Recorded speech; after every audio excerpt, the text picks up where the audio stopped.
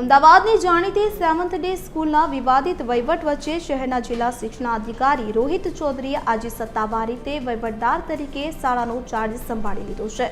લાંબા સમયથી ચાલી રહેલા સંઘર્ષ બાદ સરકારી તંત્રએ શાળાના સંચાલનમાં સીધો હસ્તક્ષેપ કર્યો છે। ડીઈઓની હાજરીમાં અન્ય સરકારી અધિકારીઓએ પણ વહીવટી જવાબદારીઓ સ્વીકારી।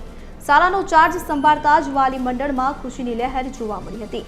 આ પ્રસંગે ધારાસભ્ય અમૂલ ભટ્ટ સહિતના આગેવાનો અને વાલીઓએ ડીઈઓનું સન્માન કર્યું હતું। વાલીઓનું માનવું છે કે હવે સરકારી વહીવટ હેઠળ શાળામાં પારદર્શકતા આવશે અને વિદ્યાર્થીઓના શિક્ષણને લગતા પ્રશ્નોનું યોગ્ય નિરાકરણ આવશે। અમે આપના માધ્યમથી સમગ્ર વિસ્તારના વાલીઓને રહીશોને કહેવા માંગીએ છીએ કે આપ કોઈની વાતમાં ભ્રમિત ના થશો। સરકાર હસ્તક લેવાનો નિર્ણય એ વાલીઓના અને બાળકોના હિતમાં જ છે। એ લોકોનું શિક્ષણ કોઈ પણ સંજોગોમાં ગુજરાત સરકાર બગાડવા દેવા માગતી નથી। આ સ્કૂલ હાલમાં સરકારના 2 પ્રતિનિધિઓ મૂકવામાં આવ્યા છે।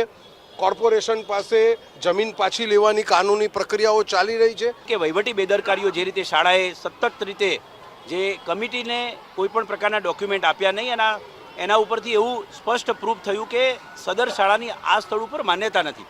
જો માન્યતા વગર અમાન્ય શાળા આટલા સમય સુધી ચલાવવી અને હવે પણ જો એ આગળ ચાલવા દેવામાં આવે તો બિલકુલ એ ગેરકાયદેસર થાય। એટલે વાલીઓના વહારે સરકાર આવી અને વિદ્યાર્થીઓના શૈક્ષણિક હિત તેમજ સલામતી હિતને ધ્યાને લઈ વહીવટદાર તરીકેની નિયુક્તિ આપી આગળની કાર્યવાહી હાથ ધરવામાં આવી છે।